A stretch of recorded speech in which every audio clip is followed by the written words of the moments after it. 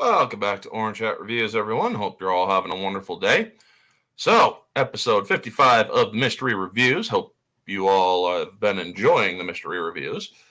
I've been doing them for everyone to enjoy. They are about movies that I enjoy and movies that make me feel good. And you won't hear any negativity on these streams.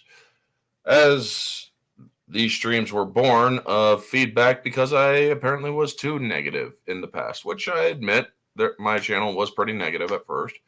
But now I am bringing forth more positivity, hence the 55 streams thus far, plus this one. So, the hints for this movie were space and self-awareness. And I even added the hint Pixar, which made it more obvious. The movie I am doing is Wally. This movie was done in 2008, and it was directed by Andrew Stanton. A movie before the Disney and Pixar collapse into identity politics and wokeness. A movie that is about self-awareness, love, and humanity. A movie about innocence and the potential of humanity to restart if anything were to happen. Wally is a movie about a normal trash collecting robot that becomes so much more and then meets a futuristic probe robot that he yearns to be more than just friends with. So, Wally is actually my favorite Pixar movie. I used to like the Pixar movies a lot. I still do like the older Pixar ones, the ones that bared no agenda, the ones that bared no foolishness or intent in them except the intent to entertain. And when I first saw Wally, it was a movie that, honestly, it's just really got to me emotionally. I could understand it. That yearning to be with somebody. That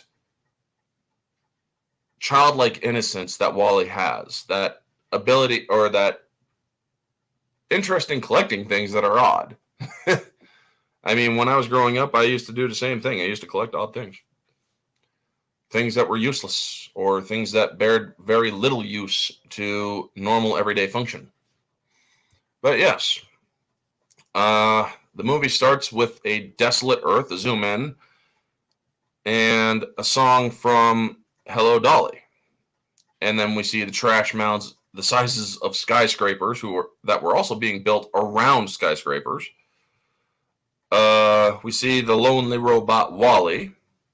He's going around doing about his duties, and you see when he stacks, you see that his personality, or you see that he has a personality to him. He collects things, and seemingly he has befriended a cockroach, or a futuristic evolution of a cockroach, because it doesn't look like the cockroaches that I've seen today. The cinematography is good in this movie. I mean, it is like more than good. It's brilliant. You see the remnants of a futuristic New York City on Earth. It looks very much like New York City. And until told otherwise, I'm going to guess that this was New York City at one time. And I love how he switches out, or as he's heading back to his home, so to speak, his abode where he takes shelter and whatnot, you see how he's trotting along on his treads, and you see that first segment without dialogue is fantastic. Yes, exactly. And how you doing, Pops? Great to see you. And you see that he notices the roach that's with him, the insect, that he's bumping around and he can't get really comfortable. So then he notices a decommissioned Wally, a Wally that no longer works, and he lifts his treads to like measure to see if they'll fit. So he switches out the treads, and he has better treads, and you see that the cockroach is content. this movie has so much emotion in it. You can see emotion on these robots, even though these robots cannot emote like humans do. Now, Wally does have sound. Wally can emote with his eyes, the shape of his eyes, and you can easily understand what he feels by his actions. This is the perfect formula for somebody who does sound design like Ben Burt from ILM, or from who worked on the Star Wars movies, the original Star Wars and the prequel trilogy. This guy also did the voice of Mo in this movie, and he did an audio soundtrack for this movie when it was made, or an audio commentary track for this movie when it was made, to discuss the movie in further depth. Wally is this movie. I cannot stress how much I actually like this movie. I love this movie, in fact, and all the little things that you see in his home, his place that was once a housing for or storage for all the other different Wally units. He has been on Earth for 700 years doing the same job. And and over that 700 years, he had developed a personality. And it really is incredible that when a machine is doing the same thing over and over, that they will eventually learn different things. It goes to the whole Skynet scenario and AI scenario. These things develop a personality even though they're doing the same thing over and over. Well, Wally did that. He developed a personality. And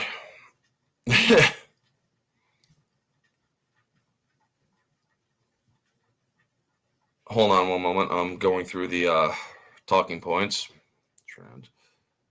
I also like the hollow boards that when he's going home, how they show basically what happened to Earth, how there was too many landfills that they couldn't fix. So the plan was to send people on ships to outer space so that they could recolonize Earth once the problems were solved. And Wally's home, the place has so many things.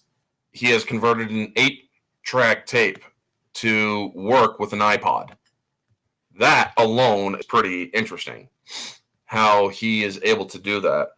And he is watching Hello Dolly, and he grabbed a thing that kind of looked like a metal plate so that he could mimic the dancing to Hello Dolly. Now, the movie does also speak to Wally's yearning and companionship.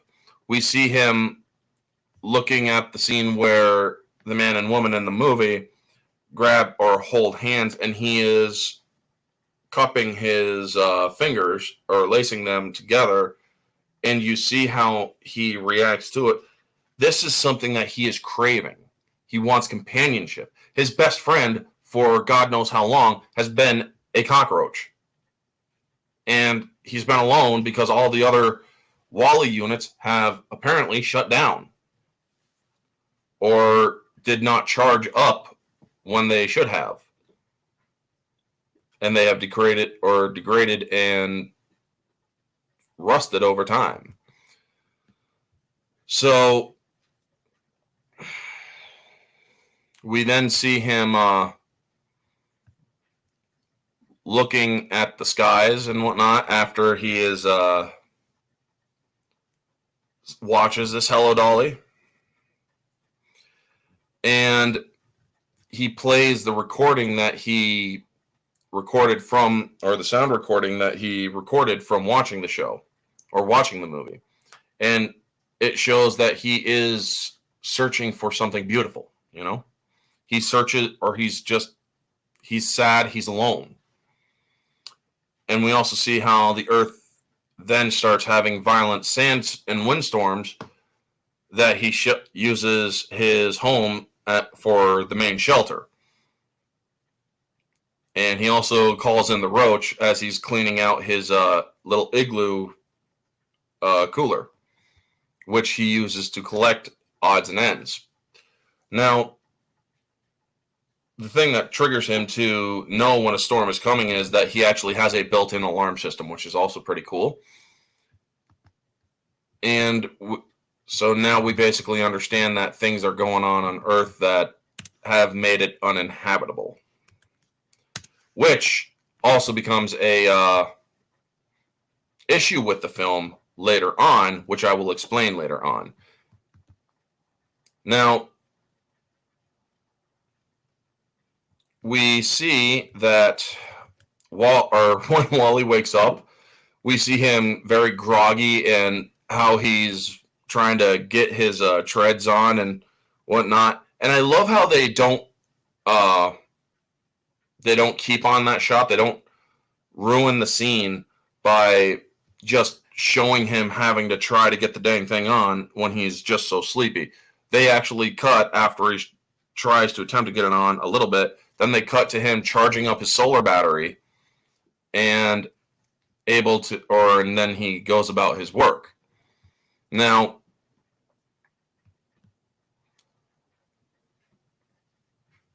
I also love how he just before he goes about his work, he does this exasperated sigh. He's like, ugh. And then he goes forward and crushes his roach friend, and he's like, oh! And then he's like, no. He's like, oh. And then he leans down into it, and the roach just pops right back up. So the roach isn't dead. Although I'm pretty sure it should have been dead in real life. But it seems that roaches have evolved to the point where they could be crushed, but yet still live. Which is a pretty interesting evolution in my eyes, because that is invincibility evolution, so to speak. Or a crushing mechanism that evolved into roaches because they kept on getting crushed. Who knows? So as he's going about his day, he's finding more things. He finds a bra, so he puts it on. It's like glasses, and like, whoa. So he tosses the let me get my morning sun, Wally. Good to see you, Jack of all casuals. And I like how he finds a diamond ring in the ring case. So he takes a look at the ring, and he's like, throws the ring, and he's interested in the case, how it opens and closes. So he puts the case in his igloo thing. That is so freaking great. I love how something that is precious to humans doesn't necessarily have the same value to Wally. His interest is not limited to things that are of eccentric and materialistic value. That is one of the things I really do love about this movie. You could put a gold bar in front of Wally and he wouldn't care. That is something that really it speaks to the simplicity of robots and artificial intelligence. They don't care about Wally does care about material possession to a degree, but he doesn't care about the same material possessions that we do, which is pretty cool. And his discovery of a tiny but budding plant, which is the main crux of this story, which becomes extremely important later on. So he's heading back, and he puts this in a boot that he found, and he's heading back, and he then sees a red dot outside of his home. And this is something that most people would miss, except that he notices anything that is different about his home. He's meticulous, and that is something that is so nice to see. And then he sees the dot starts to move, and he chases the dot kind of like a curious little cat. And I like how he's trying to get to the dot, and then he goes, yeah! And takes off. And then you see even more dots coming down, and even more dots. And then he tries to grab it, and then he looks up and sees that there's a probe coming down. And so he's trying to run, but there's 3 huge flames coming down at him, so he doesn't know what to do. So he engages his survival instincts and starts digging and digging and digging and digging above him, or to get away from the possible danger. And when it lands and he is glowing red because he's so hot now, that's pretty interesting how he doesn't have, he acts like a cat. Where's the dot? And it's so interesting that he doesn't have heat damage. He can survive that much heat, and the rocks are glowing red on top of him, and he's also glowing red, but he's not injured, which is kind of interesting. I mean, this is a 700-year-old robot. You'd think that they would be able to be overheated by that much heat.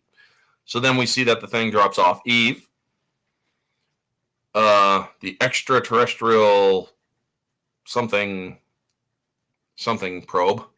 I can't remember what it was, but they explain it in the movie later.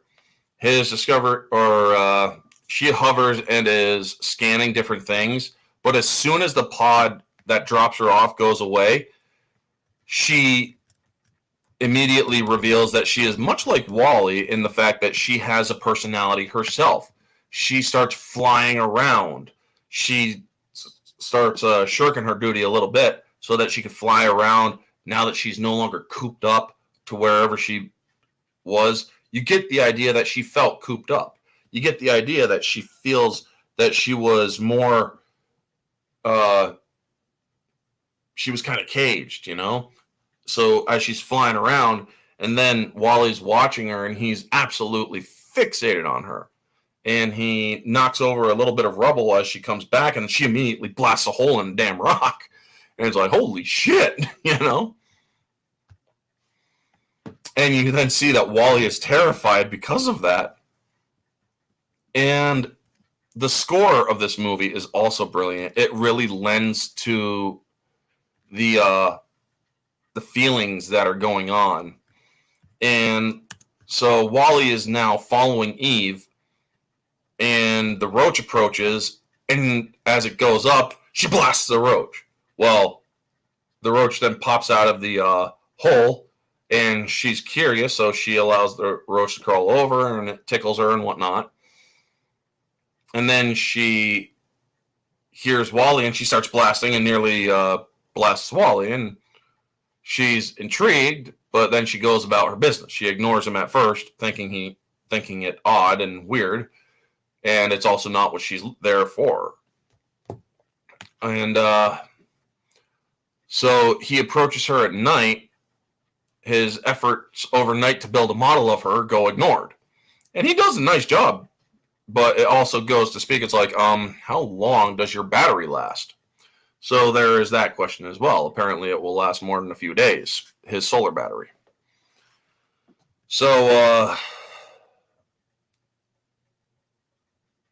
we then see how he's following her, and she's getting frustrated because she's unable to find what she's looking for. And then she's on a ship where a huge magnet is following her. And so she gets pissed off because she can't escape the magnet, and she ends up blasting the hell out of the magnet and also blasting the hell out of the ship that she was on. And it's like, oh my God, man, she just rained hell on this thing. I call bull. They would waste precious metals that don't melt on robots that clean trash. Yeah, I know, right? And I knew this was coming. Hold on one second, folks.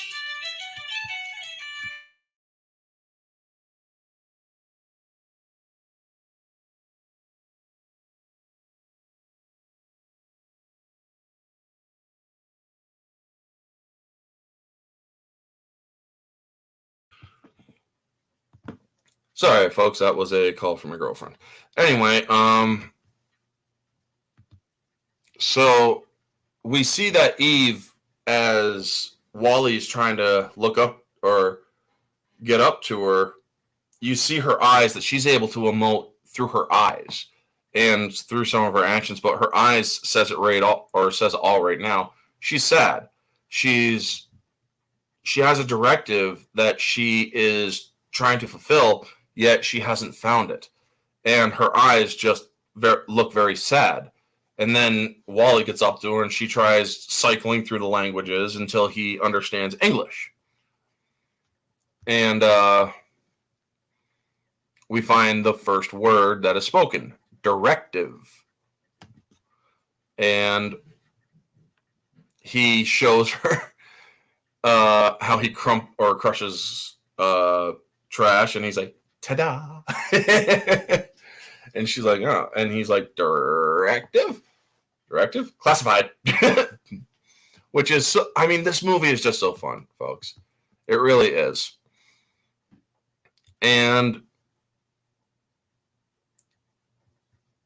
he then finds that her name, or she then displays her name, Eve, and they start trying to talk, and he calls her Eva because he can't pronounce Eve. So then he gets the alarm on his system that shows that a storm is on its way, and he tries to warn her, but she doesn't know that, so she points the gun, so he is trying to tell her, but then the storm is too close, so he buckles down and compresses himself. So then the storm gets in, and she can't find him, so he manages to get a hold of her hand and lead her to the shelter of his home. Her reaction to the home is so great. How she uses his stuff, how he gives her a light bulb that she can power up because she's futuristic technology and whatnot. And then she gets the 8-track tape that he has of Hello Dolly, and she pulls the thing, and he panics because that's his favorite tape. That's one of the things that he learns with. So he manages to do it, and then he puts it back in to make sure it works. And this is something that she takes interest in as well. And then he starts showing her how he mimics the dances. And so she starts bouncing all over the place, shaking up everything. So he stops her quick because it's like, whoa, whoa, whoa, you can shake the hell out of the whole place, you know? And then he starts spinning. So then she starts spinning and smacks him into the side of his home. And his eye is damaged. And so she tries to come forward, and he's like, ah, and he ends up able to fix his eye. And then he shows her the lighter. Now, how she knows what this thing is, how she opens it up, turns it, and then clicks it on is pretty interesting. It's like, and Wally didn't even figure that out. But it is pretty cool. I mean, it's a mystery, but it's interesting how they see a flame for the first time. And you can really tell that he starts crushing on her as she then focuses on the hand holding thing, and how he tries to hold her hand and she pulls her hand away. And then he shows her the plant because it's his most valuable possession, and it's his most recent discovery. So we then learn that she scans it, and that's what she's looking for.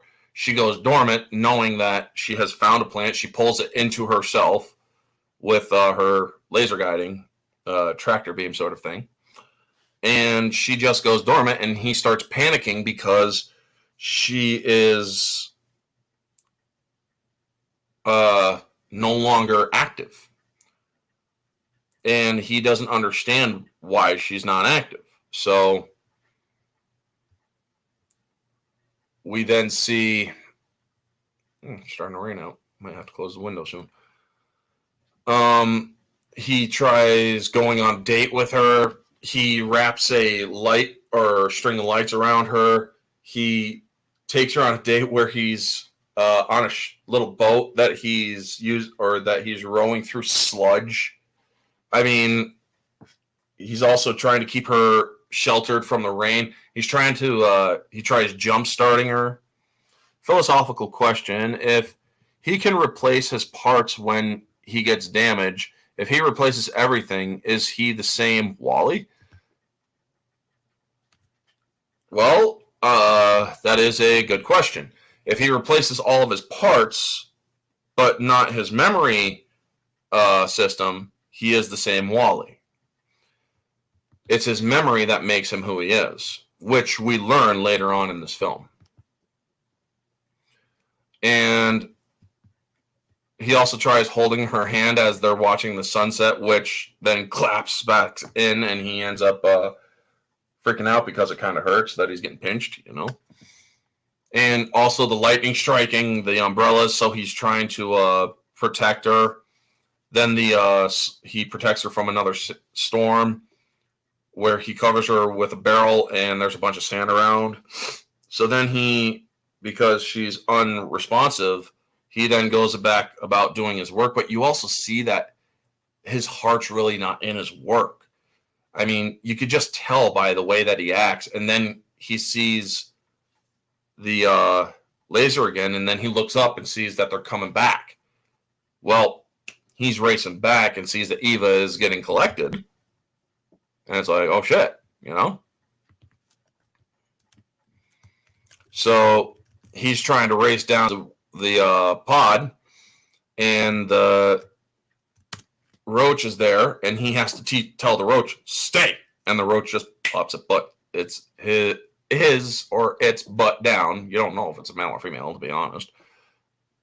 And so he then manages to get onto the ship, not in the ship that's going out there, but on the ship, and holds on as it takes off. I mean, or a lot of people would wonder, why would a machine do this? Well, this machine doesn't have it has approximations of human emotion. And so it does have emotions, or the approximation of human emotions. As I just pulled a Kamala Harris. I'm sorry about that, folks. Give me 1 second. It is raining, and I need to close a couple of windows. So just 1 second, folks.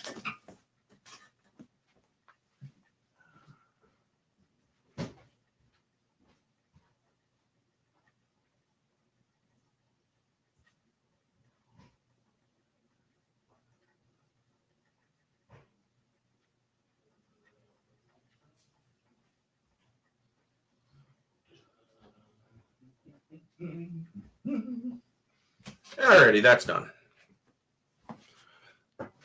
Sorry about that. So,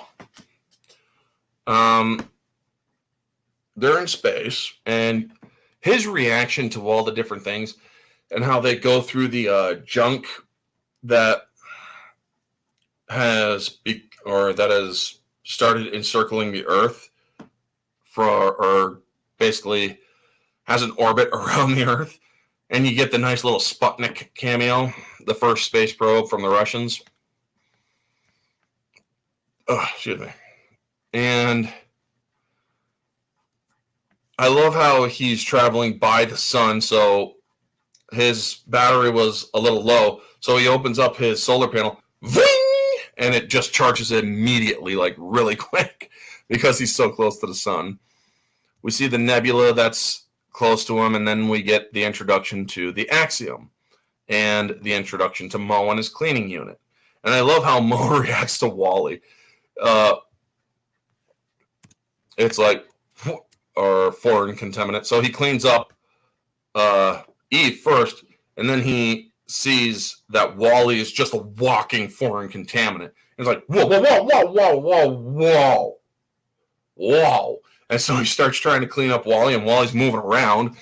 And you also see how they're on these tracks that they stay on the tracks that they are assigned to, where they can walk and what they can't, or where they can't go and whatnot. It really is fun to watch this. Wally has a way of awakening things in this movie. And then you see and as Eve is now being taken away, and Wally starts following her, you see that Mo is heading back to his station, but yet you see the foreign contaminant, or the dirt that Wally is tracking, and he decides to jump off the track, and then he's hunched down, looking every different direction, and he realizes, oh crap, I can actually continue my job cleaning, and I don't have to use the track to do it. Which is Mo waking up to that he can do more than what he's allowed to, or what his perception that he was allowed to, which is very nice. Uh, we then see the hustle and bustle of the Axiom robots and how how Wally is trying to follow Eve. We see that humans and how fat they have gotten in 700 years because of the effects of microgravity, which is later established. The effects of prolonged microgravity has caused a lot of bone loss and a lot of fat, apparently, because people have gotten lazy. And they talk to each other. You see these two people talking to each other on a screen, yet they're right next to each other. This is how humanity has basically gotten so lazy. And it really does kind of show today that we are too fixated and stupid when it comes to electronics. I mean, look how the character of John in this film meets Wally the first time, and he gets dumped out of his chair because Wally's trying to get after Eva. And he then has to, or he can't get up because he's too fat and whatnot. And then he gets out there, and Wally finally gets back onto the track where she is. And then we meet Mary. You also hear a computer announcing different things throughout the ship. And that voice for the ship's computer is Sigourney Weaver, which is a nice little touch. Out in space, Ripley voice. I mean, you couldn't ask for a better voice. So then we see Mary, a woman who is talking to somebody, and then Wally's trying to get over to Eva. And so he pulls off one of her, or the thing that puts the screen in front of her face. And you see the wide-eyed wonder that she has. You see that she is just so enamored by what she is seeing. It's like these people were born with these screens in front of their faces. To have that kind of wide-eyed wonder, that's no future. It's already happening. You seen those people at Walmart? Yeah, I know, right? And it really just is crazy how this movie was done in a way that shows emotions to such a grand level. How people are so focused on screens, how they are just so lazy. Well, I mean, even the captain realizes later, we have a track? It's like, what? I mean, that is what it is all about, you know? And then, let's see here. Or we get the ticker droid that, or after he gets close to where they're getting up to the captain's level, and you see this ticking droid that's pushing these buttons, and it lets them through, and then it sees Wally as it goes through. You see its eye focuses on Wally, and Wally starts waving with his hand. The only difference between reality and Wally is that in reality, the female land whales tend to have blue or pink hair, and the male land whales are in dresses. I mean, pretty good prediction by Pixar. Oh my God, Happy. Good one, buddy. Price is Right review. Good to see you. How you doing? And so, as I was saying, with the ticker droid, it looks at Wally, and then it looks at its own hand and starts mimicking what Wally was doing. So it's becoming more self-aware of itself. It's waking up. And so after it goes back to its work, it then looks down at its hand. It's like, I can do more than what I've been doing. That is such a wonderful feeling. When I first saw this movie, it was apparent to me of how wonderful this movie is. I mean, seeing that things going about their own routine day after day, and finally realizing that they can do so much more. is just a brilliant thing to see. I think Lizzo took the wrong message from Wally. Oh my God, Epi. There are some jokes you could tell, and there's just some jokes that are out there, man. But hey, at least you're not doing certain things like other people did.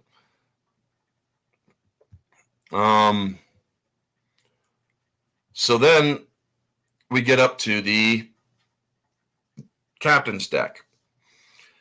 And Gopher comes out, or as does the wheel, which is called Otto, and Otto is voiced by a program called Macintalk, which isn't a real thing. And we see from looking at the captains that the year is sometime after 2775. It's more close to the 2800s. And if you look at some of the captain years of the years that they've been captain or whatever, or even been alive, you see that these people have been alive for sometime as high as 140 years, which is pretty weird, you know? And the captain, man, when he wakes up, he's like, "Oh, he's on deck!" Because he hears the music. They're becoming self-aware, so when does Skynet take over? I know, right? This is more AIs that are not Skynet-centric, shall we say. Now,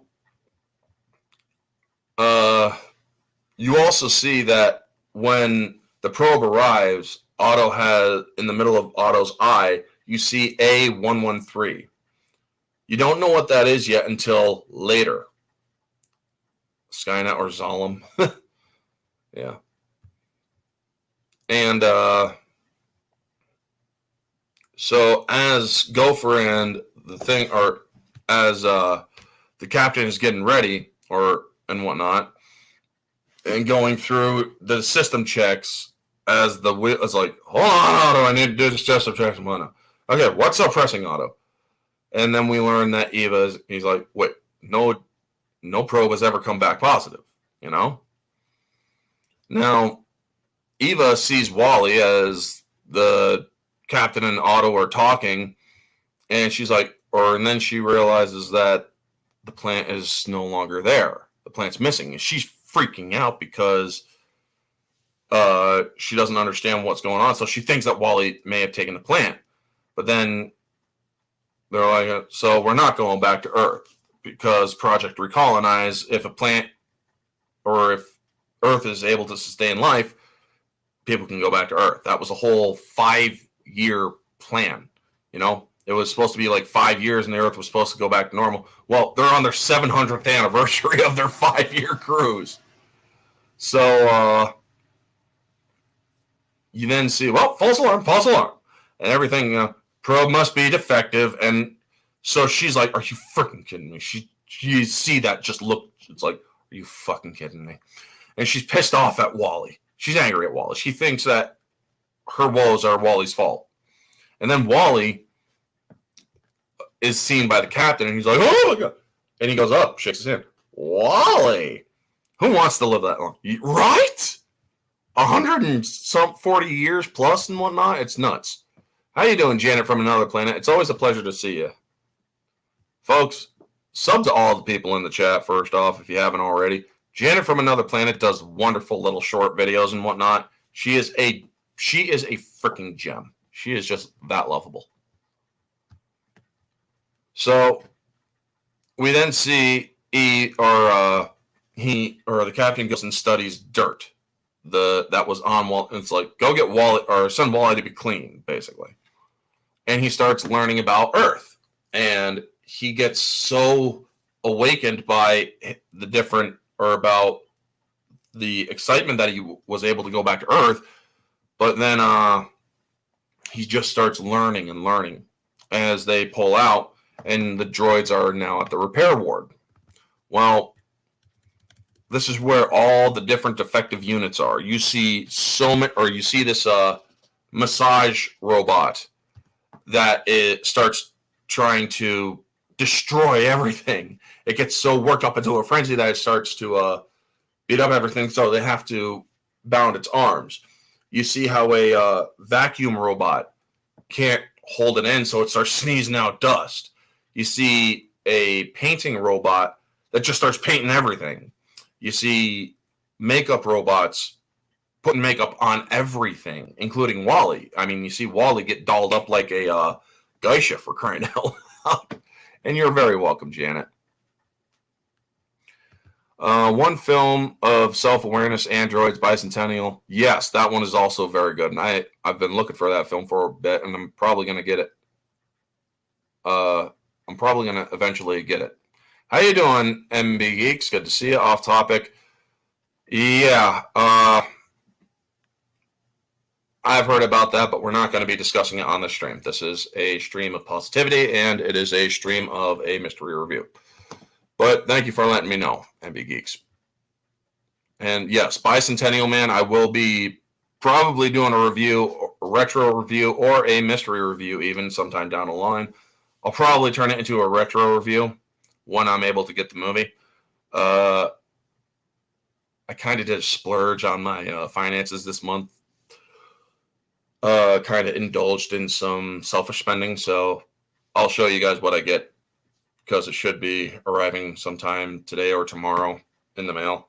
But yeah, I am happy I did, because I got them at a steal. Plus, it's my mom's birthday, so I kind of it's my mom's birthday later this week or next week. So I'm also focusing on a present for her and whatnot. So yeah.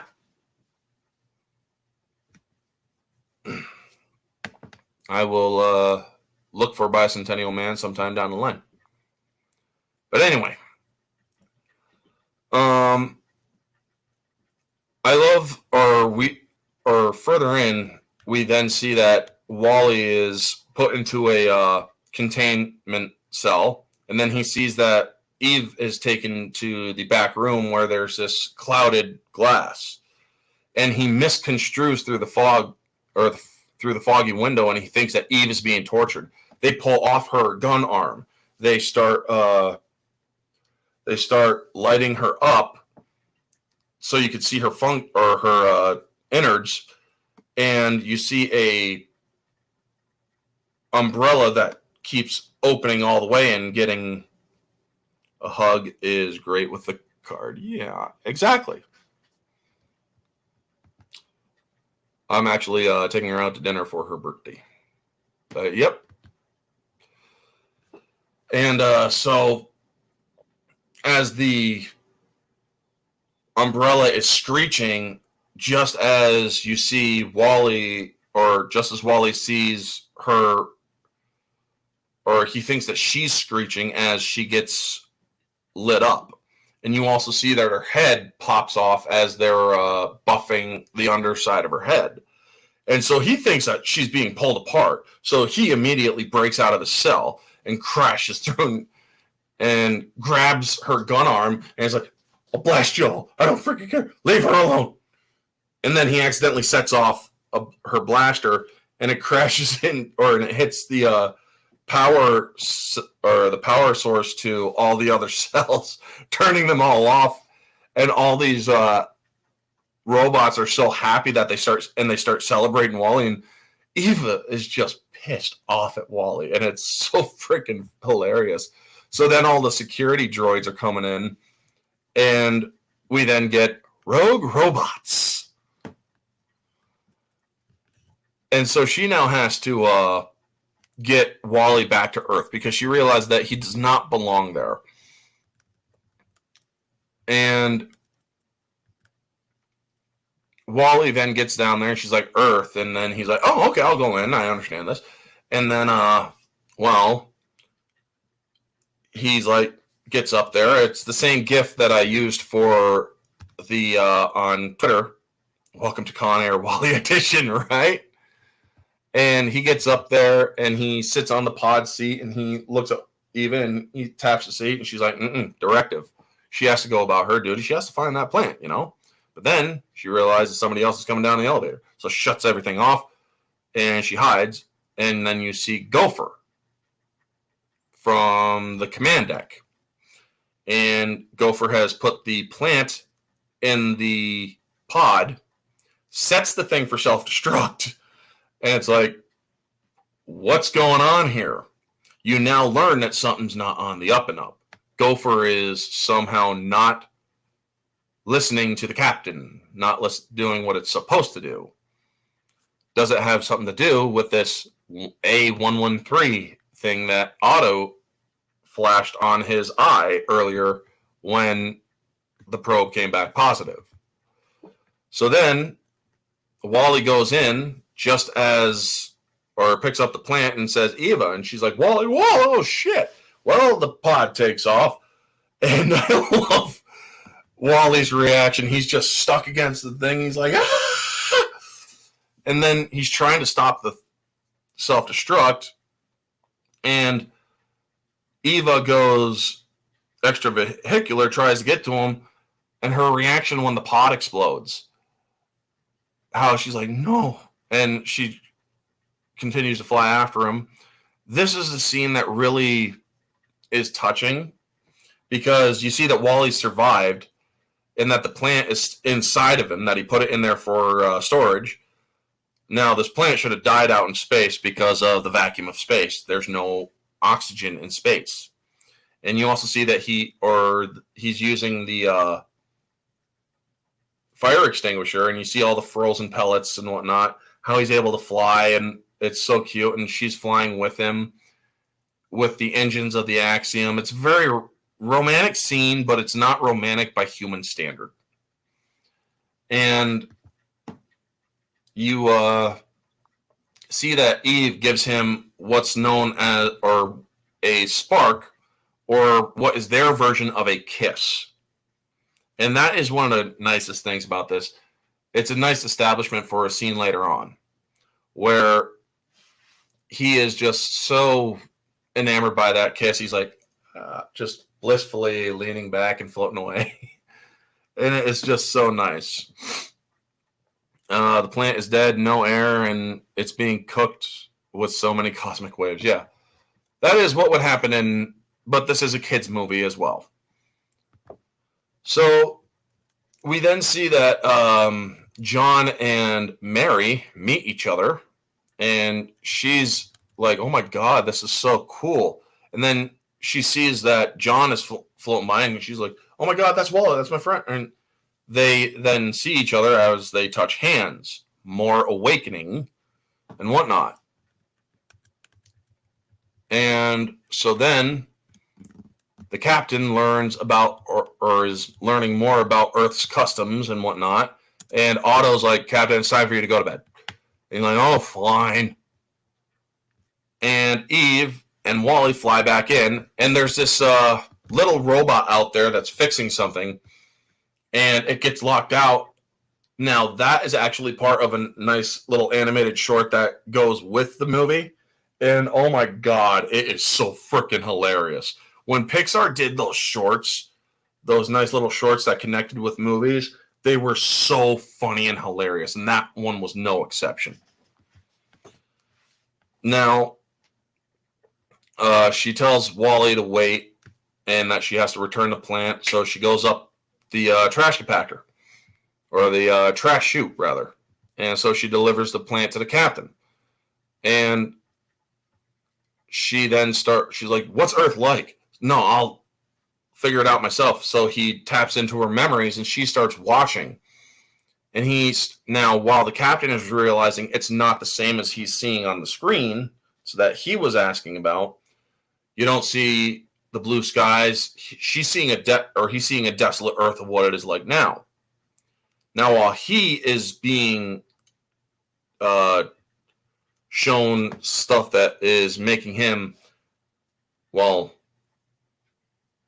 stressed because it's not the same as what he learned, she is seeing how much Wally has cared for her while she was in a dormant state, how he was trying to wake her up, and now she's understanding what Wally was trying to convey to her, that he approximately, or in an approximation of droid way, loves her. It's a nice little romantic thing, and she is now realizing this. She's like, oh my God, he's been doing all of this while I was in dormancy, and I hadn't even noticed. And then her directive is starting to change. It really is a beautiful freaking thing. Now, Otto starts trying to take the plant from the captain. It's like, we can't go back to Earth. He's like, why not? That's classified. You can't hold class. Tell me, Otto. And we also see that Wally starts going after Eve up the trash pack or trash chute. And he's like, Otto, tell me right now. That's an order. And he just like right in Otto's face. So Otto plays the message.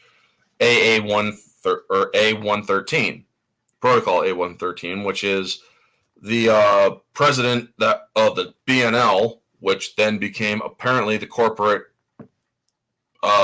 entity that ran Earth back in the 2100s. He's like, apparently the toxicity has gotten so bad. Do not return to Earth. Go to instituting protocol A113.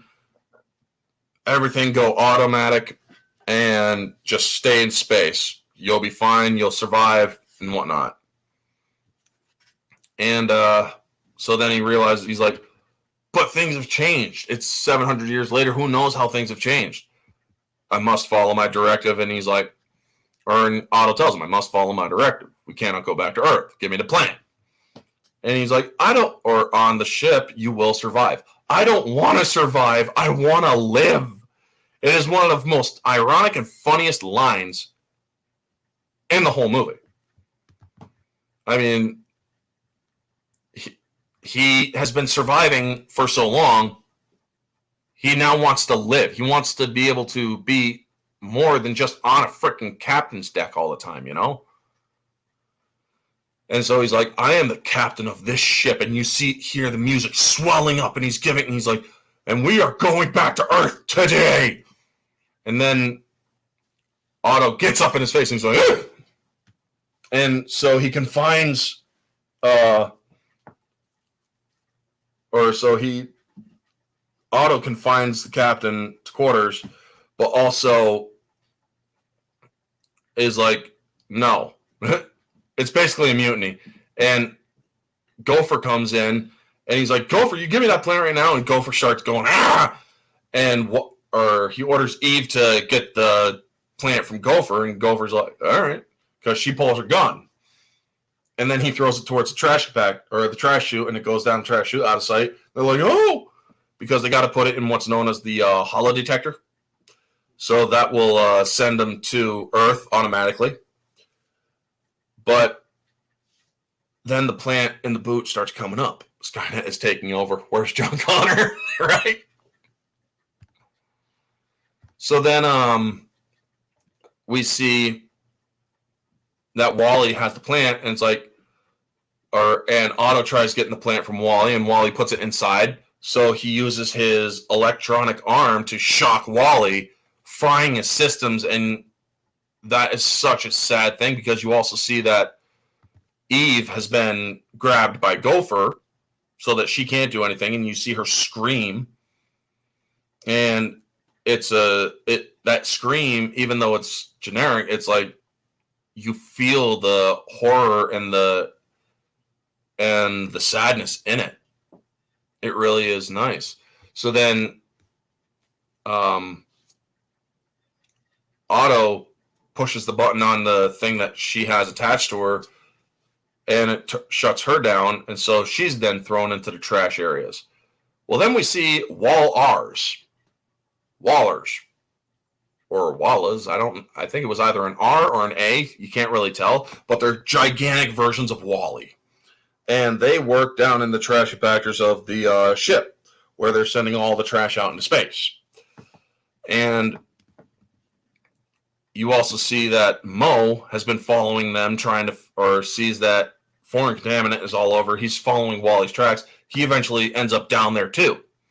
And he sees that foreign contaminant, and he's like, I'm going to clean that son of a bitch. And he gets there just before the compactor doors close to jettison the stuff out into space. And Eva at this time has grabbed Wally and is trying to stay on the ship, Well, then the Wallas, or Wallers, I'll call them Wallas. I think they were Wall A's. So Wallas end up shutting the outer door because of the vacuum, because Mo got caught in between the doors and didn't crush him for some weird reason, because these doors are massive. So then Wally is very weak, and so the Wallas are flashing their lights, understanding that this is one of their little guys, you know? And so Eve goes and collects more circuit boards, and he's like, these won't work. And he then shows the plant, and she's like, and he tells her directive. Well, she's like, no. She puts her hands to him and is ready to embrace that she loves him. Well, he pushes that hand away, and he grabs the plant because she discards the plant. Now, I don't know who I am. I don't know what's happening. All I know is I must clean. Well, Mo, yeah. As she's looking for more things to fix him, Mo finally cleans him, and he's then sits down. And he's like, Wally. Cleans up his hand. Mo. Mo? Mo. Mo. Okay.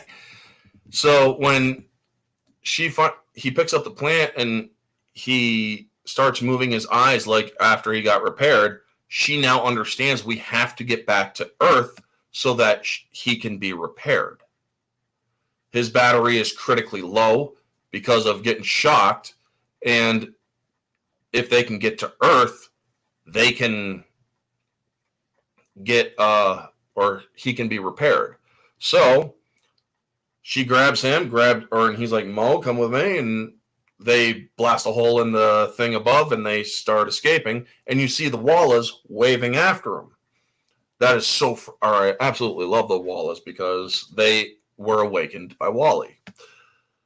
And then you see the security robots are going after the defective units and whatnot, and you then see Eve bust out of the trash chute, and it takes a picture of Eve pointing the gun. Rogue robots. Warning, rogue robots all over the dang ship again. And you see that our Otto notices it as well, and he's like, not possible. And the captain is down in his quarters. He's confined to quarters. And he's like, mutiny!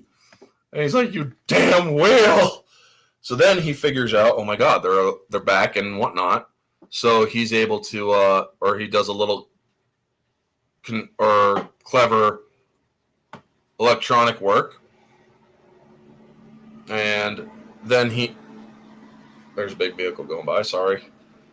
But he also puts up a picture of the plant with Wally holding the plant, but he gets in front of the plant, and because Otto can only see a certain way, a fisheye view, in fact, with no depth perception, he thinks that because the captain's sending a message to Otto, and Otto also shuts off the message that the captain was trying to get to Eve and Wally.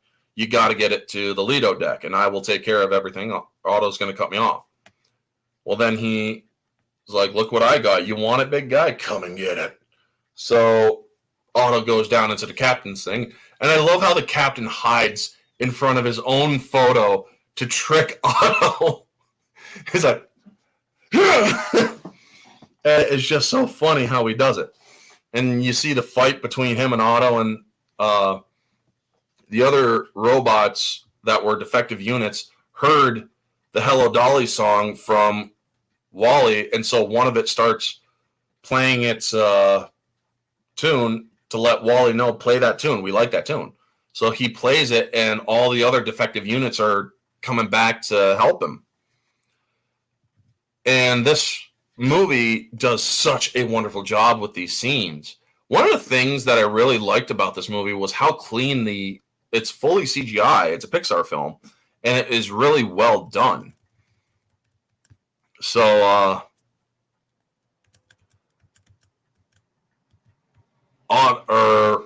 let's see here. Right after, while the captain is fighting Otto, Gopher comes out to try to help Otto, and I love how Otto swings the captain with his bulk, kicks Otto right off the command deck, and you see him smash right before the pool. And it's like, oh shit, you know. So then, man versus machine, place your bets, right? And so then you see that the captain is able to activate the holo detector thing, and we see that the Lido deck starts shutting off, covering all the pools. Everybody is automatically brought to the Lido deck, and the plant gets smacked, or because Otto turns his wheel, it's like, enough, and throws the captain by turning the wheel, tilting the axiom. So you then see that the babies are all getting endangered, and the plant's being chased by the defective units and by Eve, and Wally is up at the holo detector because he can't really go anywhere, but he realizes that the thing is about to be closed. So Wally's holding it up as best as he can while Otto's trying to close it. So Otto uses his taser arm and crushes down the power button, which crushes Wally. And you see Eve react to it, screaming again. And then you see the captain getting up on his feet.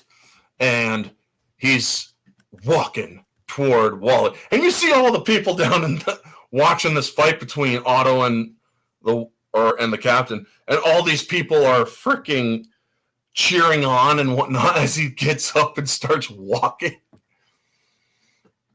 So then he sees the hatch open for the auto function, and he's like, Otto, you are relieved of duty, and flips the switch to manual. He turns it back on, or he rights the ship, and they're able to get the plant back into the holo detector, and they get blasted back to Earth. And you see how everybody's getting knocked down from the hyperspace jump, and we jump back to Earth, and you see the cockroach is still on Earth, wandering around, and then he sees that the ship is coming back in, and it's like, oh my god, oh my god, oh my god. And so he's running towards the area where the ship is. I love the 2001 Space Odyssey theme playing in the background. Yes. And we then see, or we hear, as people are coming out, as some of the humans are coming out, you hear this, move! And you see Eva blast out of there, flying as fast as she can, and you see the captain take off his hat because he knows that Wally is also critically injured. And so she gets to the to his shelter and is able to rapidly fix him. But he has been crushed so badly, and he's offline.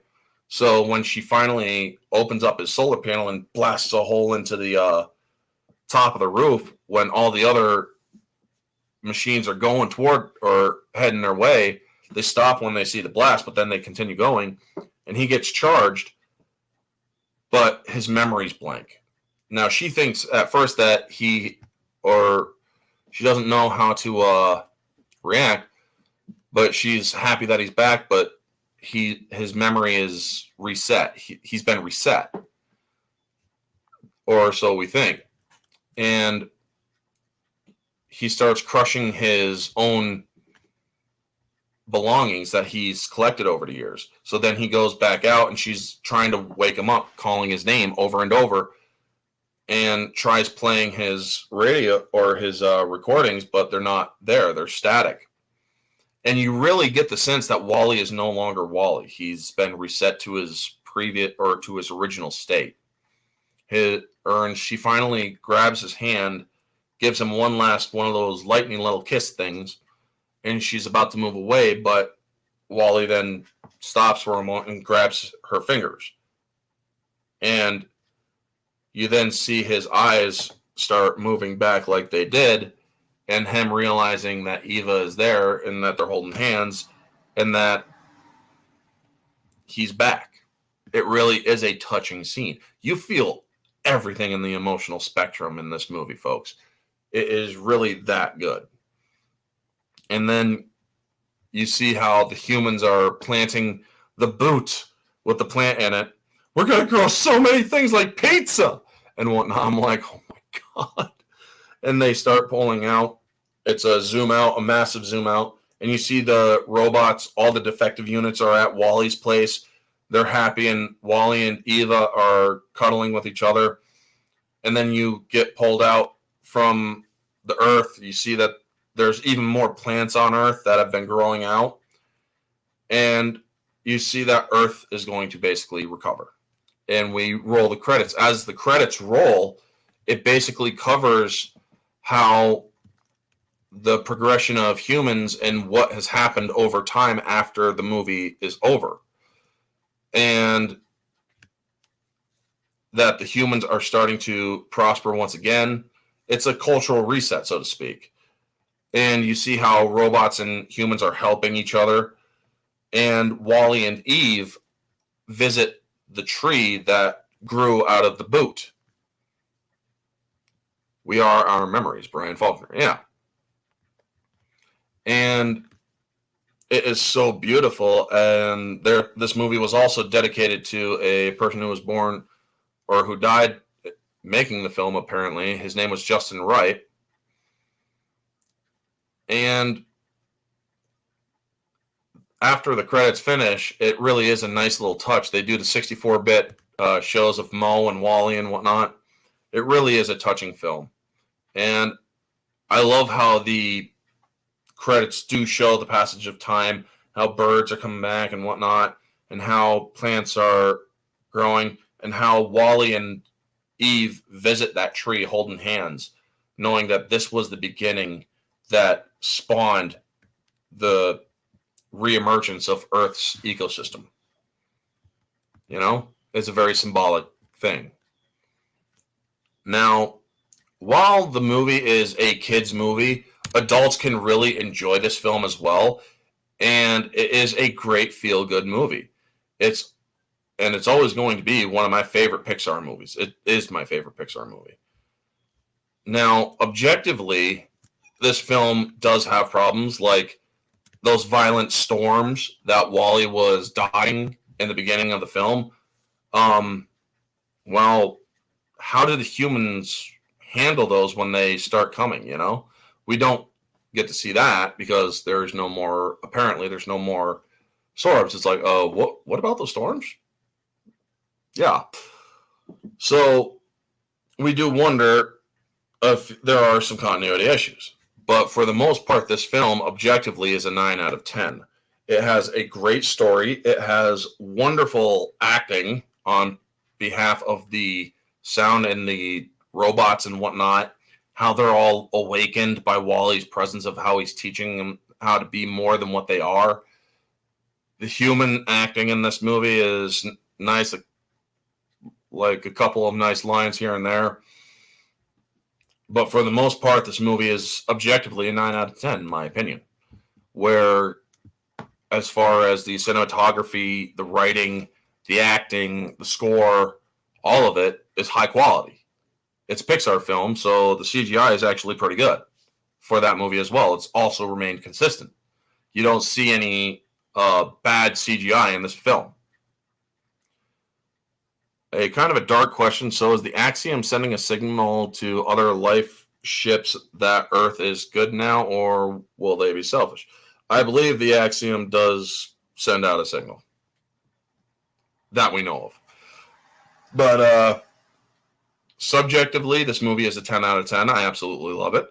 And moviegoer, this movie is definitely one that you could take your kids to. It's enjoyable. It's one that I can watch without looking at my watch or pausing or anything like that. I truly enjoy it for what it is. It's a feel-good movie. I get some good laughs out of it. And it's one that I enjoyed doing a stream for you all.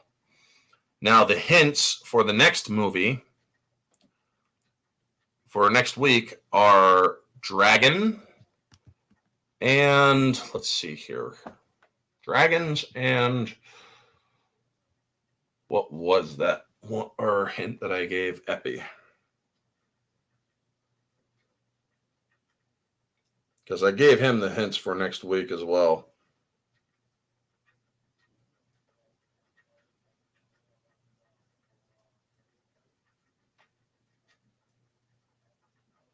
Yeah. Well, all right. So Dragons and Gerard Butler will be the hints for the next week. Now, if you know it, do not spoil it in the chat. But that will be the movie for next week. Stay tuned. It's going to be a good one. Stay tuned for this Friday. I will be doing a live review for the Prey film on Hulu. Also, stay tuned for Wednesday at 8 p.m. on OG Mara Jade's channel on Twitter.